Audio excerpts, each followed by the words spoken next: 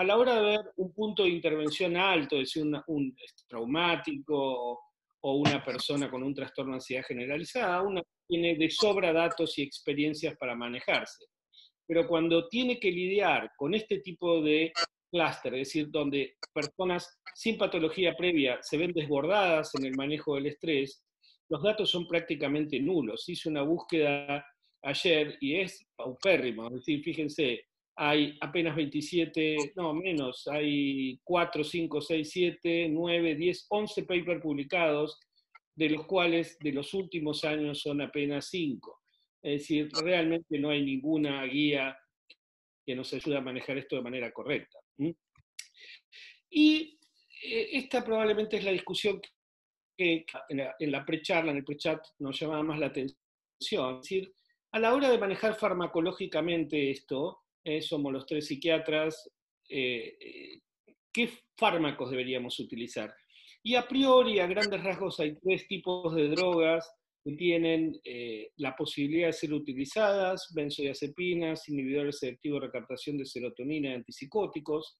Y como ven en este cuadro, las tres con buena evidencia en cuanto a la eficacia, y uno puede decir con buena experiencia, pero con una carga muy, muy diferente de efectos adversos generales y de efectos adversos severos.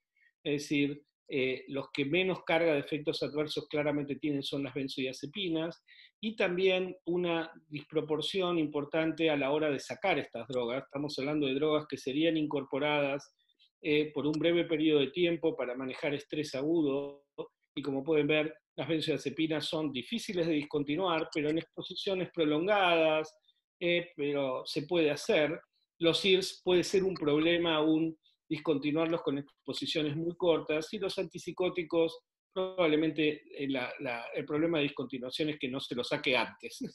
Esto es un chiste, pero no tienen un gran problema de discontinuación, más allá del rebote colinérgico, no olanzapina, clozapina, pero no debería ser un problema importante.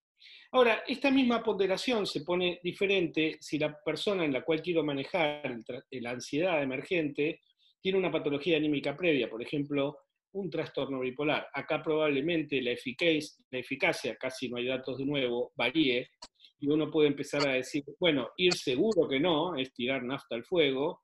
Benzodiazepinas, ahora les va a comentar Danilo un paper que leyó hace poco, y los antipsicóticos, lo pongo entre paréntesis porque pasa más por una cuestión de experiencia que de datos. Es decir, en general, cuando vamos a datos sobre antipsicóticos en trastornos anímicos, están en función de los síntomas anímicos, no de la ansiedad. Muy bien. Entonces, esta sería la primera parte y podríamos empezar la primera discusión, Danilo, si estás de acuerdo.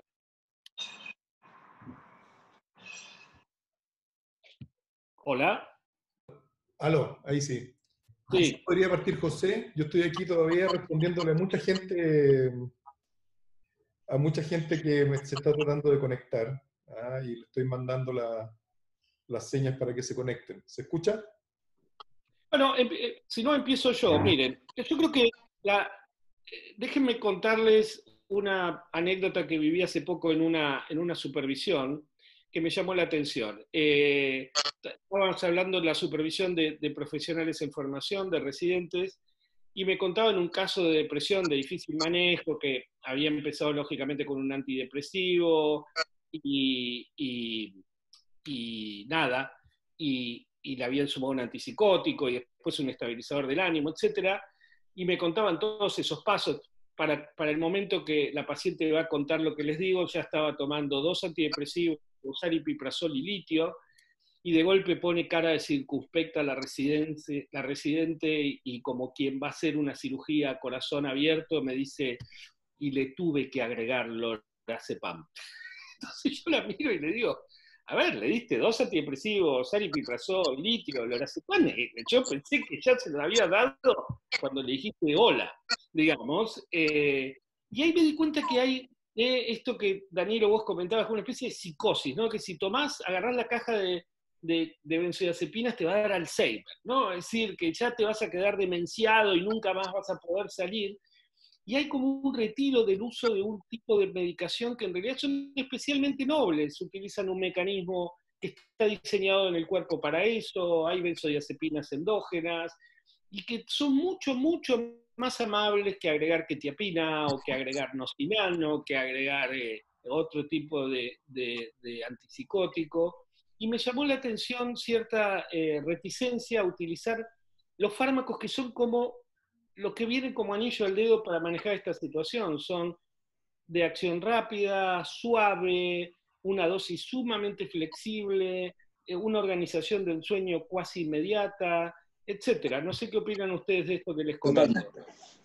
Totalmente. Yo pensaba justamente que una de las cosas que uno observa en la propia práctica es que incluso debiera, o por lo menos lo que yo noto, no es lo que le pasaba a esa residente, una cierta liberalización de uno en el uso de la benzodiazepina. En pacientes que normalmente uno la pensaba más cuánto le voy a dar, cuántas cajas le voy a dar, o con qué frecuencia va a poder usarlo. Yo me he visto en la práctica siendo más liberal, porque creo que justamente es la molécula más noble que podríamos usar en momentos como este, donde la mayoría de la gente hay un síntoma que podría tener, es ansiedad producto de lo que está pasando. Digamos. Más eso ya transversalmente sobre los diagnósticos.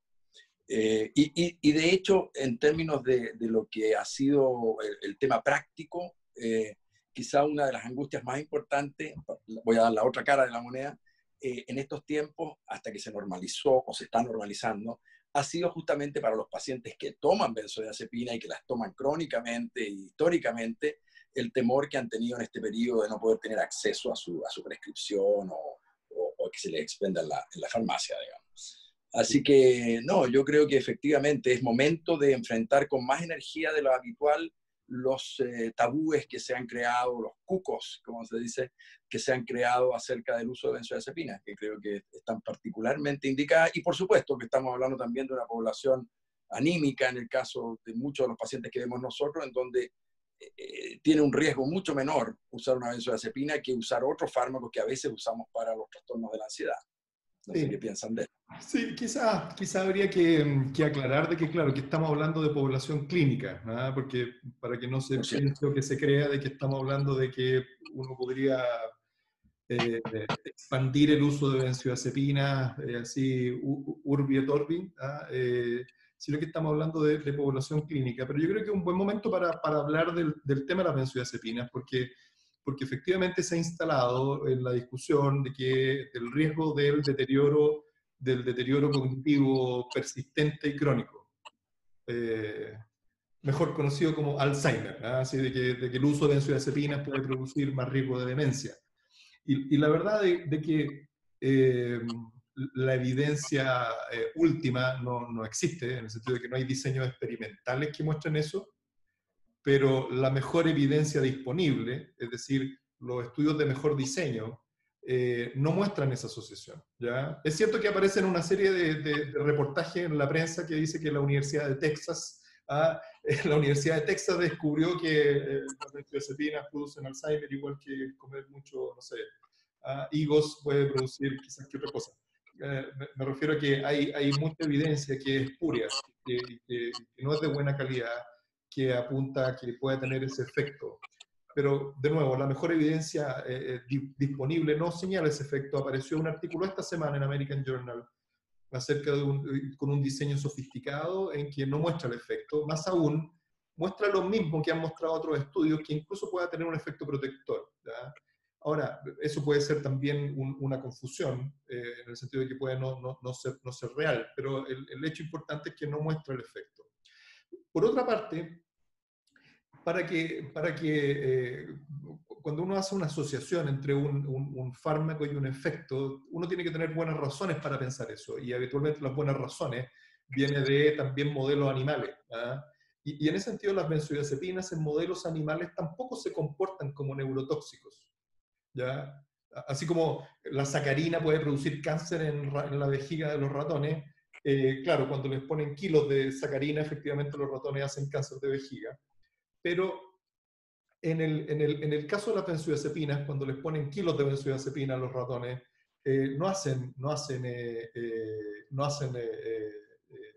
no se comporta como un neurotóxico, e incluso puede comportarse como un neuroprotector.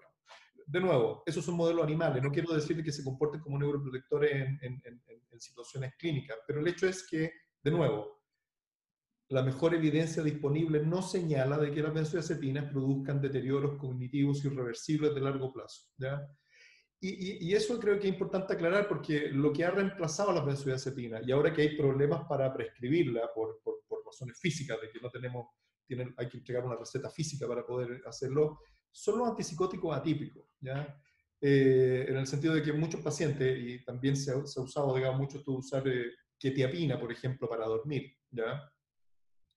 O antipsicóticos atípicos también en población mayor, digamos, como tranquilizantes, porque las benzodiazepinas podrían producir deterioro o podrían producir delirio, que sí, efectivamente, aumenta el riesgo de delirio, ¿ya? Sin embargo, los efectos... Perdón, ¿sí? No, quería decir un apartado ahí, disculpame antes que se me pase. Sí, totalmente, las benzodiazepinas y delirium, pero también es un delirio lo que sucede con las benzodiazepinas en el delirium. Es decir, viene un paciente que viene tomando benzodiazepinas hace 10 años, añoso, hace un delirium por lo que sea, porque está con fiebre, porque está con un bolo fecal o por lo que sea, entra a la sala y ahora los clínicos le quitan de golpe la benzodiazepina, el paciente se agita y le dan alopidol, y me dicen, viste, le saqué la benzodiazepina, le di alopidol y se tranquilizó. Bueno, ya, en realidad, pues, hasta el demonio de Tasmania con alopidol a la larga o a la corta se queda quieto, digamos.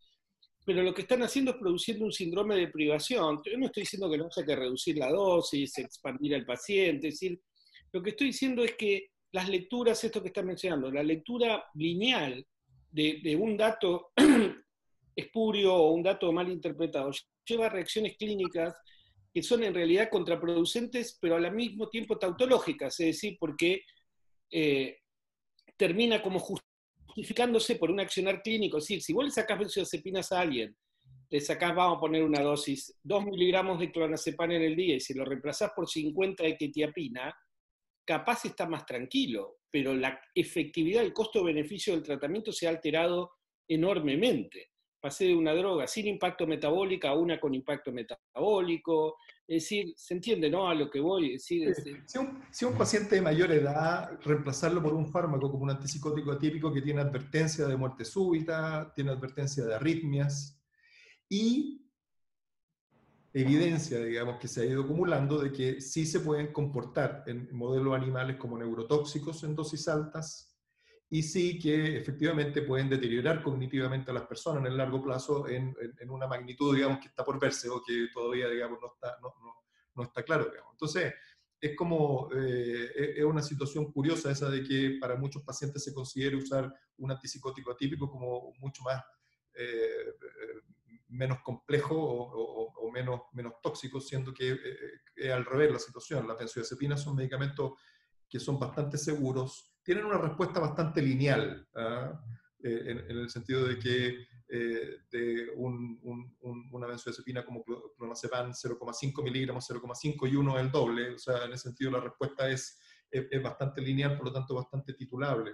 Ahora, el asunto es, creo yo, cuál es la indicación de eso, digamos, porque los fármacos hay que usarlos con la indicación correcta.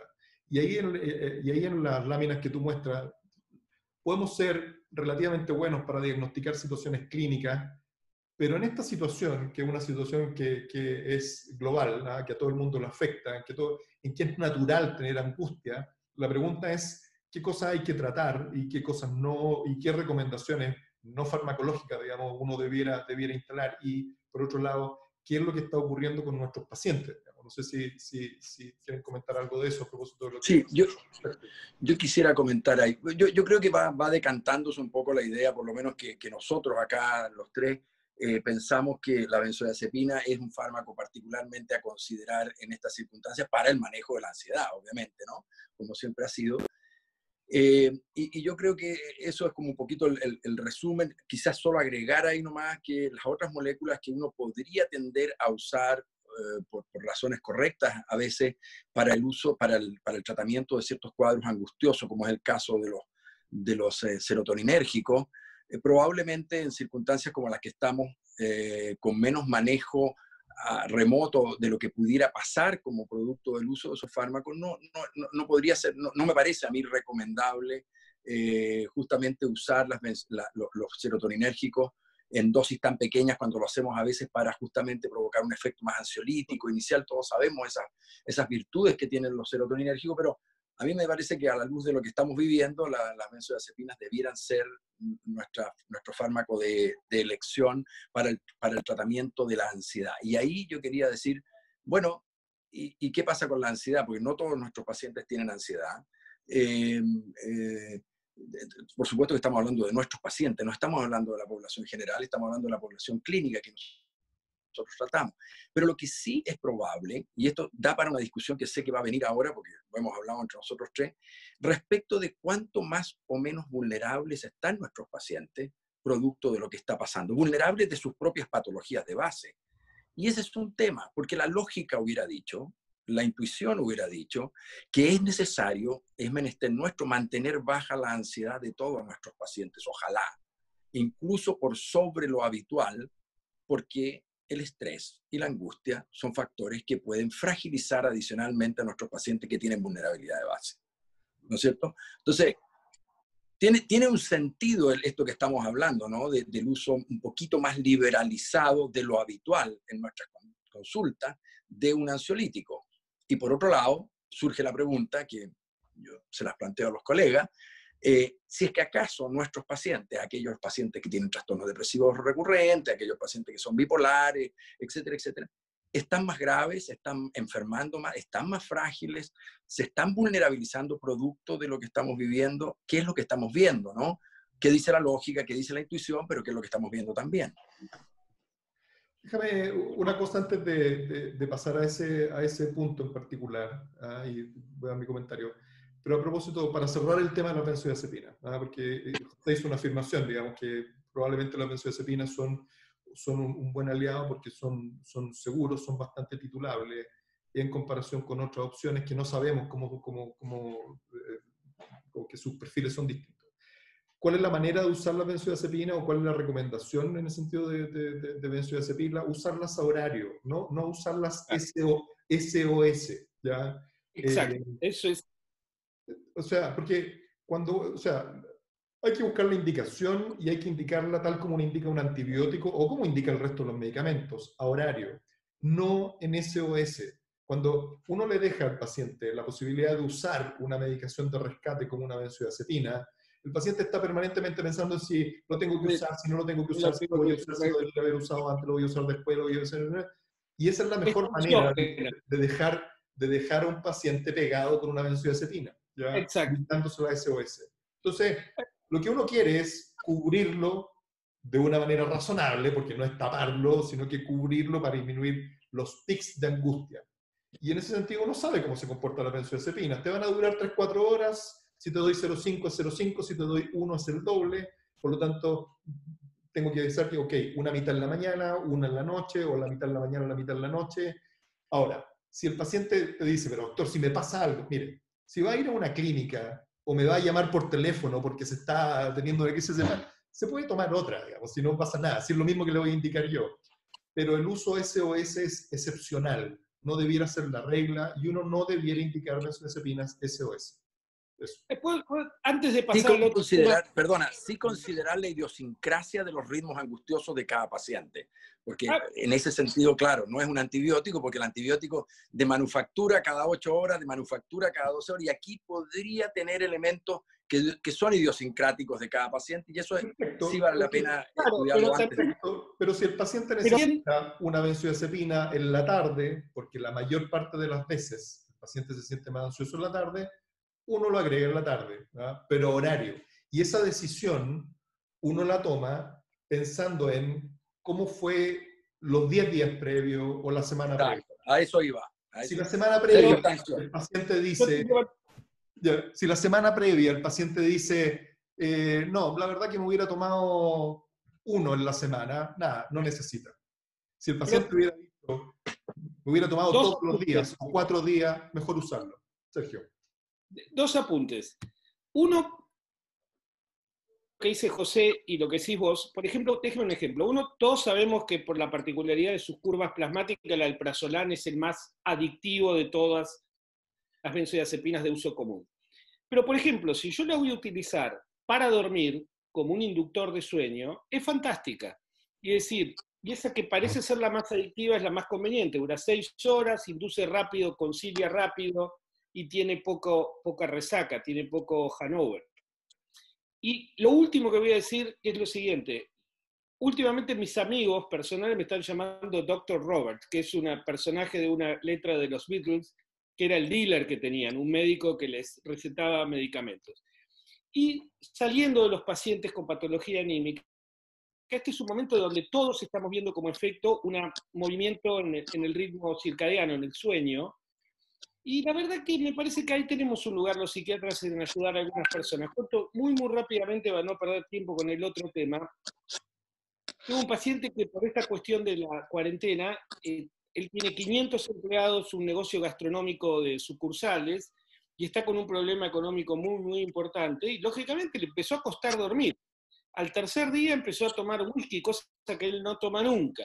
Después tomó vino. Al final, cada vez estaba más agotado a la hora de tomar las importantes decisiones que tiene que tomar. Y 0,5 de alprazolam resultó un salvavidas muy importante, que la verdad que ideológicamente pueden decir lo que quieran, pero es una acción mínima que genera enorme salud. Bueno, pasamos al otro tema, si están de acuerdo, que era la pregunta que traía José, que era la siguiente.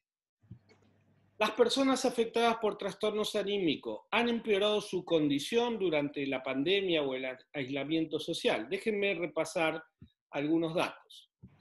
Bueno, lo obvio es que sí, esto es lo que decía José, todos acabamos de leer todos para tener esta charla una revisión de los artículos que salieron en Journal of Clinical Psychiatry, uno de Joseph Goldberg, salió otro en JAMA Psychiatry, y todos presuponen que, claro, hay aumento de estrés, esto estamos hablando de enfermedades de vulnerabilidad a estrés, ¿por qué no habría más casos?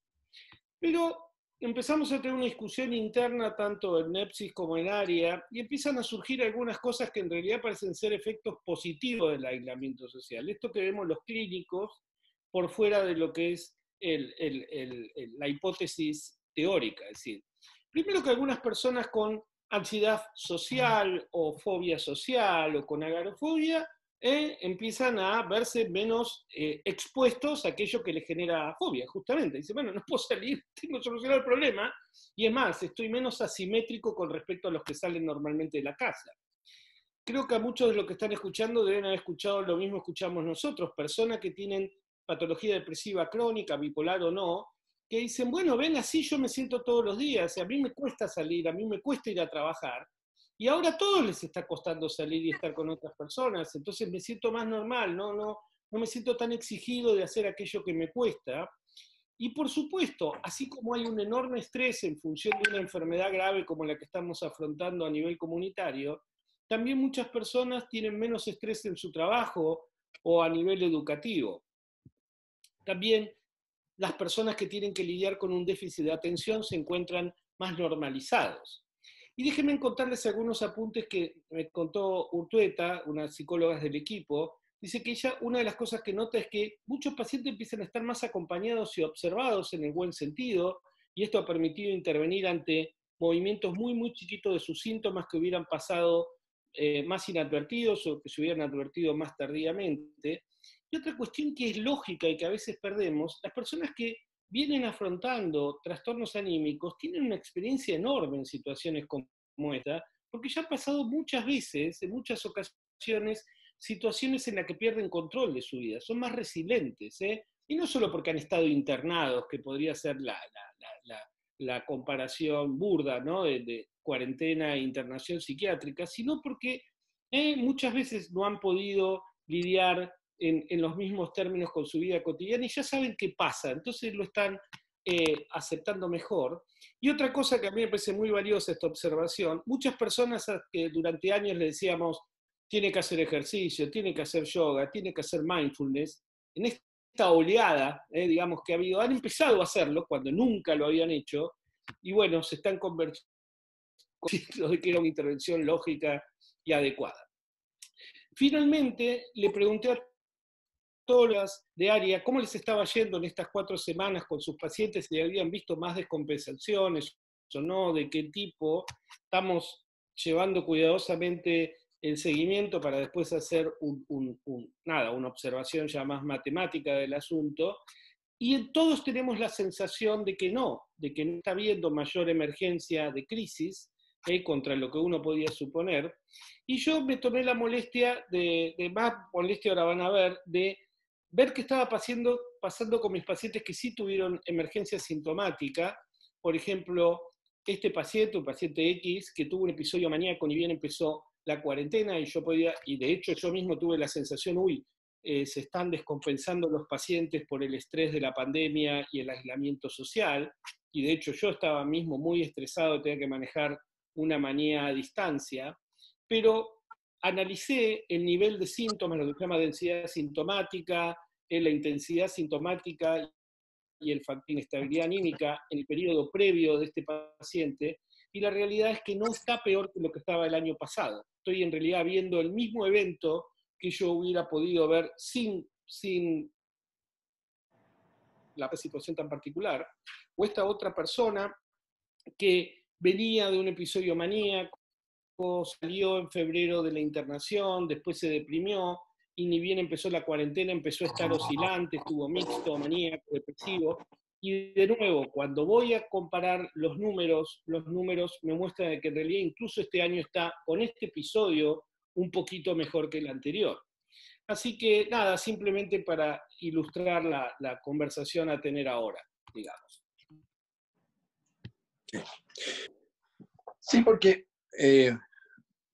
podría ser incluso políticamente incorrecto o complejo de decir, pero yo tengo la sensación que hay pacientes que están mejor que lo habitual. Que están mejor así globalmente hablando. Probablemente aquí hay un sesgo que hay que considerar. Estamos hablando de pacientes de consulta privada.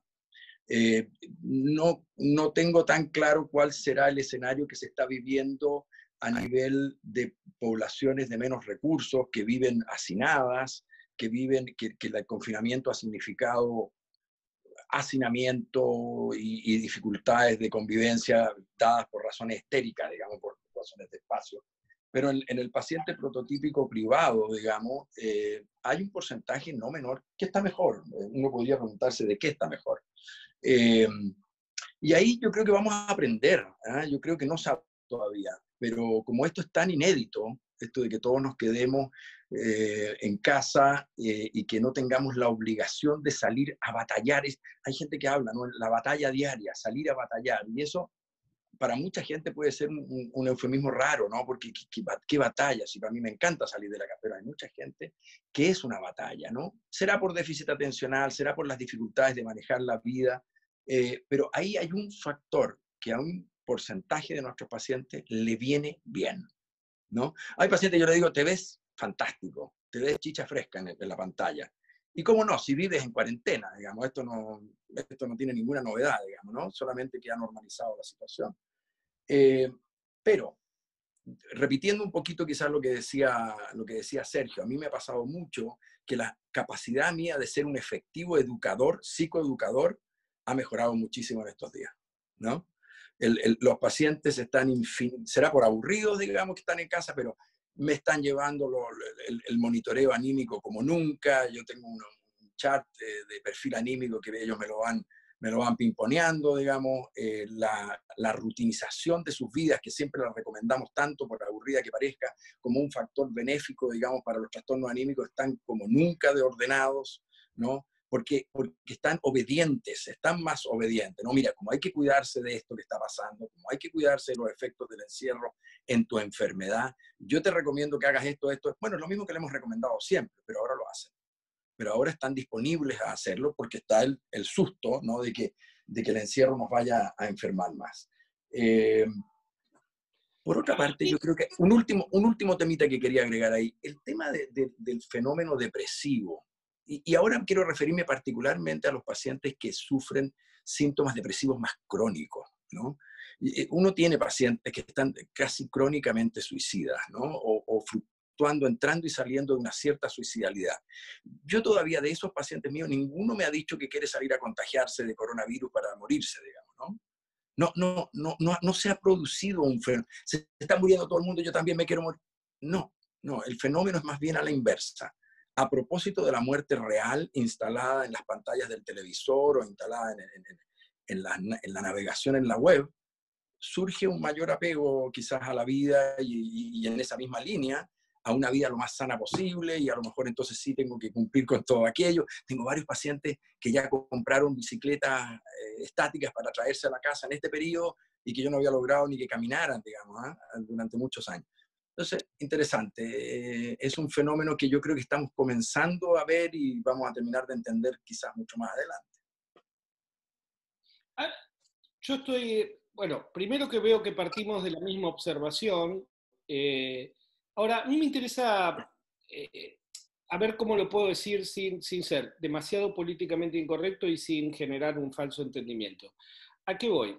Hay muchísimo empuje para que los médicos, que somos tan reduccionistas, consideremos los aspectos sociales de nuestros pacientes y los tengamos en cuenta. Mi sensación que en ese empuje, a veces un poco arbitrario, a veces no, hay una simplificación del problema que lleva a generar un prejuicio, que es que las personas afectadas, en este caso por trastornos anímicos, son deficientes en el manejo social. Es decir, que en vez de tener una vulnerabilidad o tener un problema específico, lo social los enfermó. Esta idea de que lo social lo enfermó. Y yo creo que lo que podemos empezar a ver es toda una hipótesis, y capaz dentro de 2 semanas hay un agravamiento enorme de los síntomas y todo esto cae. Es decir, no lo sé, pero me parece una hipótesis recalco, interesante. Es decir, que el problema con las personas con trastornos anímicos no es lidiar con lo social, sino con la simetría que le genera el trastorno anímico. Es decir, no es que tienen un problema con la sociedad, tienen un problema de que la sociedad les exige y les genera una simetría cuando están enfermos, obviamente, de donde ahí parte el dolor y de ahí donde parte el estrés. Cuando la situación está artificialmente simétrica como está ahora, paradójicamente emergen, como estamos aparentemente viendo, de nuevo estamos discutiendo hipótesis sobre el terreno del medio de la batalla, que en realidad son expertos en algunas cuestiones de la resiliencia social, y tienen mucho más habilidades, herramientas para manejar con algunas de las cuestiones que está generando el aislamiento social en las personas que no tienen trastornos anímicos. Entonces, me parece que este es un punto muy importante, porque yo creo que en Chile debe pasar igual que acá. Por ejemplo, se instaló una crisis económica en el 2018. Aparece un colega que dice, me desborda el consultorio de gente con depresión y trastorno de ansiedad, cosa que es mentira. Es decir, esto es mentira, ya varias veces se ha visto que en situación de emergencia social disminuyen las consultas psiquiátricas, no aumentan. Como vos decís, no lo sé en lugares en donde el problema económico está en primer grado. La pregunta es si es una descompensación de la salud físico-psicológica, si es que hay alguna diferencia, o es que al final el único canal que tiene la gente, por lo menos en la Argentina, para expresar su inquietud, su disconfort o solicitar ayuda es el hospital, porque al final muchas veces lo mejor que tenemos es la salud pública, por lo menos en la Argentina, por sobre otro tipo de instituciones. No sé si se entiende lo que estoy intentando señalar. Sí. Yo estoy de acuerdo. Un par de cosas, digamos, a propósito de lo nuevo de la situación, porque también tiene que ver con los momentos. ¿Ah? Cuando fue el atentado de las Torres Gemelas, también se esperaba una oleada de patología psiquiátrica, y entre ellos una oleada, un pic de estrés postraumático, ¿ya? Sin embargo, eso no ocurrió. Hubo estrés postraumático, pero también hubo una oleada de consumo de marihuana, hubo una oleada de trastorno alimentario, hubo una oleada de otro tipo de problemas emocionales, pero no específicamente estrés postraumático. Entonces, ¿de qué oleada vamos a experimentar? No lo sé. Al menos, por lo menos, en estas primeras semanas la gente no se ha descompensado como uno podría haber esperado. De hecho, mi mamá, cuando yo hablo con mi mamá todos los días, me pregunta cómo está la consulta, si está muy pesada, y la verdad que el que está más cansado soy yo. ¿ya? Más cansado que mis pacientes porque la adaptación a esta manera de trabajar a distancia es compleja. Entonces, a propósito de las cosas que pueden emerger, por ejemplo, es la patología relacionada a trabajar por videollamada. Por ejemplo, ¿qué es lo que pasa con las mujeres trabajadoras que están en sus casas haciendo teletrabajo y criando a sus niños y haciendo las cosas de la casa, digamos, ¿no? O sea, en ese sentido, para mucha gente el teletrabajo es solo más trabajo, digamos, no menos trabajo y efectivamente... Tenemos que tener un programa especial sobre mamis. Merecen un monumento, digamos. Exacto. Por ejemplo, ¿qué es lo que va, qué es lo que va a ocurrir con eso? Con respecto al tema del suicidio, como tú lo mencionabas, José, tampoco es evidente lo que va a ocurrir. O sea, en catástrofes económicas aún pueden aumentar los suicidios. Eso fue lo que ocurrió en Grecia, Claro. en el desastre económico que tuvieron. Eso fue en el 2008. Para el 1930, digamos, la Gran Depresión, obviamente también. Pero cuando fue el atentado de las Torres Gemelas, de nuevo, como uno de los eventos más estudiados en la época moderna, hubo una disminución de suicidio, ya no un aumento de suicidio. Entonces... Perdón, ¿puedo interrumpirte? Sí. Porque una crisis económica en términos sociales es diferente que la situación actual. Esta situación se llama de aislamiento social, pero es de unión comunitaria. Nosotros estamos haciendo una acción individual para la salud común. En una crisis económica se acentúa la simetría social. Entonces, lo que estamos viendo es diferente. O sea, es una catástrofe, pero de dimensiones totalmente diferentes, o de características diferentes. Acá estamos más que nunca, aplaudimos a las 9, nos miramos en el balcón, estamos teniendo este O sea, habría que preguntarse si las manifestaciones de solidaridad comunitaria, al nivel que las estamos viendo de verdad, o sea, reales, no tendrán per se un impacto en la salud mental de la gente. Yo creo que sí. Aquí la catástrofe hace que se vean permanentemente expresiones muy bellas, digamos, de lo mejor del ser humano, de lo mejor de nuestra humanidad. Y digo, la solidaridad colectiva yo creo que es un factor probablemente protector para las personas incluso más frágiles en general, que viven un poquito su fragilidad en soledad. Sí, ahora hay un ámbito que a mí me preocupa, digamos, con respecto a el mediano y el largo plazo, que tiene que ver con la angustia precisamente y con la agorafobia. O sea, hay muchos pacientes que venían con cuadros arrastrados, que estaban teniendo dificultades para salir, principalmente por angustia y por angustia tipo pánico, digamos, es decir, temor a exponerse al transporte público, o hay lugares con mucha gente, o con poca gente, o en lugares muy encerrados, etcétera, etcétera, y eso le hacía difícil la vida, y en estas circunstancias se sienten mucho mejor, porque, como dices tú, es más horizontal, ha aplanado la cancha en relación a otras personas. Danilo, dos cosas. Primero, a todos que pueden utilizar el chat que está abajo para dejar sus opiniones. Y de hecho, Eleonora está levantando la mano, de hecho. Sí, los están dejando. Acá hay un doctor que se llama Huawei Mate 10 Lite. no está su nombre, que confirma de que para él han bajado las consultas de salud mental. Elsa dice lo mismo, en mi caso han disminuido algunos, preocupados porque quizás no puedan continuar pagando la prepaga. Damián Rodante nos dice, la unión comunitaria se fortalece y aumenta la red social, menos disparadores interpersonales, impactando en la reducción de crisis con la ideación suicida. El mensaje general es aumentar la autogestión de los consultantes, las consultas y los llamados en crisis disminuyeron. Como vemos, ¿no? Y digo porque si ustedes escuchan los medios de comunicación y si escuchan a los amigos todos me dicen, vos debes estar trabajando como nunca porque deben estar todos locos encerrados en su casa. Y nada. Hay un factor que no hemos tocado. Sí, no.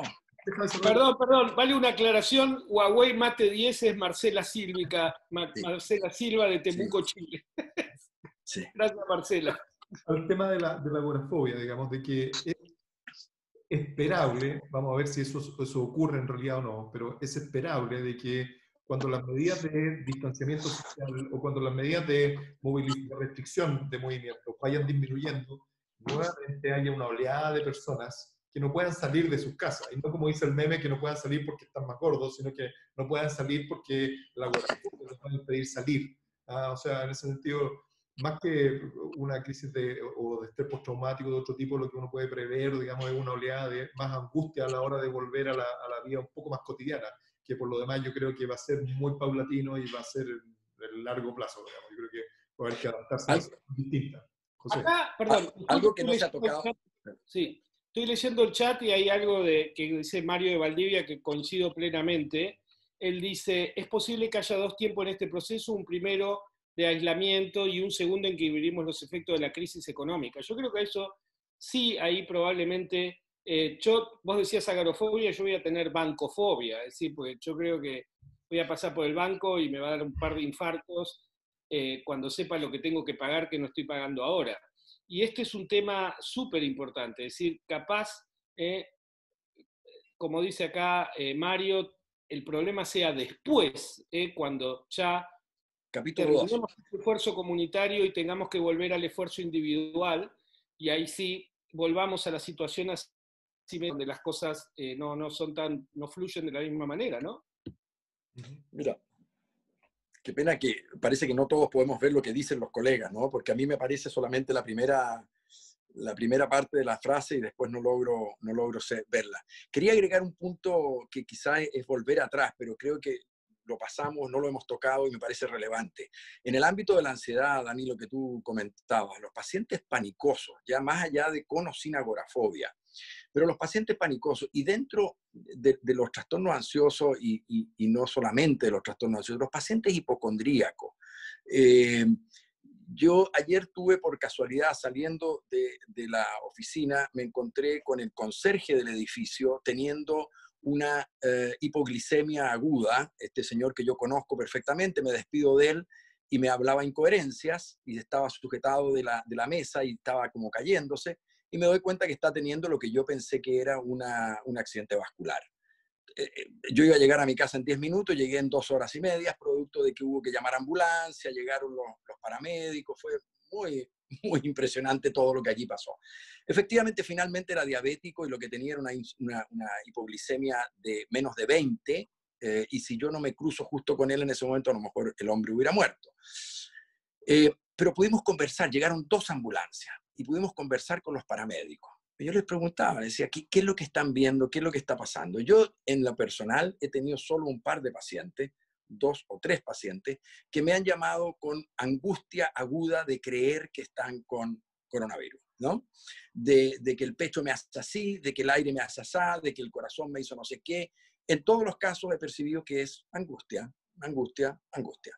Entonces le preguntaba a los paramédicos si la llamada a la asistencia pública estaba aumentada, ¿no? Y me decían que están inundados, ¿no? de llamadas en ese sentido, donde la gente está teniendo un ataque de pánico probablemente, pero cree que está teniendo una falta de aire producto de que se está ahogando por el coronavirus y que se va a morir rápido, como uno escucha por todos lados que esto puede ser muy rápido, que del comienzo del ahogo hasta que estás en ventilador puede pasar nada, etc. Ese es un tema, y yo creo que es un tema que hay que afinar. Nosotros tenemos que afinarnos en este periodo respecto de tratar de discriminar rápidamente con nuestros pacientes que nos reporten esto, si están teniendo angustia o están teniendo efectivamente esta falta de aire propia de la neumonía incipiente de coronavirus. Bueno, lo que pasa es que este es el sesgo de la conversación que estamos teniendo. Estamos hablando de pacientes anímicos, ¿no? Es decir, justamente, por eso dije, no lo hemos tocado, pero creo que vale la pena mencionarlo. Acá hay algunas preguntas que capaz vale la pena. Acá Mireya Castro pregunta del uso de la pregabalina como ansiolítico. No sé qué piensan ustedes. Yo creo que no aporta una ventaja sustancial sobre la benzodiazepina y encima aumenta de peso, o sea, y es cara. Claro, pero Mireya precisamente lo menciona en el ámbito de la comorbilidad con adicción, digamos, o sea, pacientes que pueden... bueno, eso es otra cosa. Perdón. Sí, bueno. Uso de benzodiazepina y yo creo que sí, son un aporte, digamos. Son, como dices tú, tienen otro perfil de efecto secundario, son bastante seguras, son menos titulables, en el sentido de que es mucho más errático lo que le puede pasar al paciente y si uno aumenta la dosis, ¿qué es lo que va a ocurrir? Producen más torpeza. Yo creo que son una opción, pero no es lo mismo, ¿no? De acuerdo. Bueno, me parece que tendríamos que ir cerrando, ¿no, Danilo? Me parece que Había, podríamos hacer, sí. no, yo creo que hay varias cosas que quedaron planteadas en el futuro. Digamos, uno, qué es lo que pasa con mujeres y también hombres, digamos, que trabajan, que hacen teletrabajo y que además de hacer las tareas del trabajo tienen que hacer las tareas domésticas y de cómo la vida se puede hacer más compleja en esta situación. Está el tema del trastorno de pánico, que yo creo que no sé si da para una actividad de este tipo, a lo mejor da para una actividad más formal, así académica, digamos, que creo yo que es bueno revisar el trastorno de pánico y los conceptos, digamos. José habló de hipocondriasis, debiéramos llamarlo preocupación somática excesiva, digamos, ¿eh? Porque no es hipocondría probablemente tal, pero debiéramos usar eso. Quizás a lo mejor tener otra sección acerca del uso de benzodiazepina y los riesgos de los fármacos. Yo creo que tenemos que tener algo así. Y me preguntaron también por interno qué es lo que pasa con la atención de las personas que están en la primera línea, digamos, de nuestros colegas médicos y enfermeras y personal de la salud, paramédicos que están atendiendo pacientes y todos los temores asociados a eso. Yo creo que ese es un capítulo per se, digamos. Yo creo que esa población es distinta porque esa población perfectamente puede hacer estrés postraumático y otras cosas que en esta discusión hemos estado viéndolo de otra manera porque estamos hablando de los pacientes que nosotros vemos en la clínica. Y para terminar solamente y darle la palabra a Sergio y a José, que como dicen muchos de los artículos que hemos revisado esta semana y de lo que hemos visto en internet, al final siempre terminan todos ellos diciendo lo que dicen en los aviones, que para cuidar a las demás personas hay que cuidarse uno. En ese sentido, todas estas observaciones, digamos, también tenemos que tenerlas presentes hacia nosotros mismos, porque efectivamente estamos bajo el mismo estrés, estamos cambiando nuestra modalidad de trabajo, estamos enfrentando el estrés económico, como ponía un colega ahí, yo estoy viendo la misma cantidad de pacientes, ahora de que me paguen, eso es otra cosa, y efectivamente es lo que nos está pasando todo. Y de hecho, la razón por la cual estamos haciendo este chat y la idea es juntarnos todos los viernes a esta hora para hacer este chat es también poder juntarnos con los colegas, con los amigos, con la gente que está compartiendo esta misma experiencia, porque yo creo que en estas circunstancias el hecho de juntarnos nos hace bien, ¿verdad? Así que yo me despido y dejo la palabra a Sergio y a José. Bueno, adelante, Sergio. Yo no tengo mucho más que agregar, solamente agradecer a todos. No, a mí, a ver, yo creo que dos cosas. Yo sé que tengo un sesgo positivo, es decir, soy de las personas que intentan de sacar algo positivo de todo, que no digo que esté bien, simplemente es un sesgo. A mí me parece que va a ser un muy buen laboratorio, como lo dije el viernes pasado, para ver el impacto de esta situación particular en las personas que sufren trastornos anímicos. Hasta acá mi mensaje es de esperanza, digamos, y de positivo, porque creo que estamos viendo muchas de las cosas positivas que tienen estas personas que lidian con una enfermedad, lo que les genera algunas herramientas que no tenemos todos. Es decir, que vamos a aprender de ellos algunas cosas ante este periodo, y me parece que es un buen momento para sacarnos algunos de los prejuicios que comentaba, ¿no? Con respecto a que, esos prejuicios que son como estigmatizantes, ¿no? Es gente que no puede. Pero bueno, creo que me están entendiendo. Lo segundo, yo creo que son estos temas que estaba mencionando al final Danilo, es decir, yo creo que vamos a tener que, yo soy muy experto, no lo digo en términos sentidos, sino estoy muy sesgado, veo patología anímica y generalmente compleja y me he alejado de las cosas que no son de la función diaria, yo manejo de trastornos de ansiedad más leves, o la interconsulta, o sea, el manejo de pacientes internados. Yo creo que para los próximos encuentros sería bueno que podamos convocar a algunos de los colegas que están manejando esto. Deben tener una visión muy, muy diferente de la que tenemos nosotros del manejo durante esta situación, ¿no? Es decir, está manejando la angustia de los colegas, de los terapistas, de la gente internada, ahí el panorama es muy otro.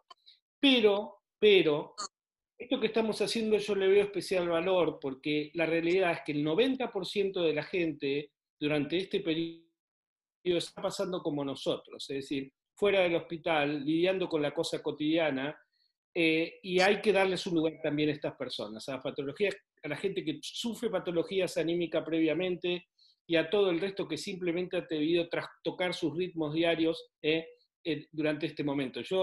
Nos olvidamos, pero a mí me causaba mucha gracia que la primera psicoterapia que fue oficialmente admitida en una guía de tratamiento para personas con trastorno bipolar se llamaba tratamiento de ritmos interpersonales, ¿no? Entonces, someter a una persona con trastorno bipolar a aislamiento social era como, sí, era como lo totalmente antiintuitivo, y no está pasando lo que debería pasar, o en realidad, como decía José, el aislamiento social termina siendo una tax de force, digamos, de ritmos interpersonales, ¿no? Es decir, pero bueno, nada, es un experimento en curso, el chat probablemente lo más valioso que estoy viendo de lo que estamos haciendo, y bueno, nuevamente un gusto intercambiar. Me parece que, como decía Danilo, es el pilar de nuestra profesión, ¿no? Así es, me sumo a los agradecimientos, gusto de verlos. Chao, chao. Nos vemos la próxima semana. Vamos a tratar de arreglar el tema de la inscripción. Ahí le avisaré. Y el tema de la participación, de los colegas que están en el chat, que podamos verlo, porque, bueno, ahí Sergio hizo un esfuerzo por leer algunas de ellas, poder operacionalizar eso de alguna forma más efectiva. Okay. Yo creo que fueron los chinos multinacionales los que arruinaron. Eso es políticamente incorrecto. En Semana Santa. Ya. Chao, José. Chao. Muy bien. Chao.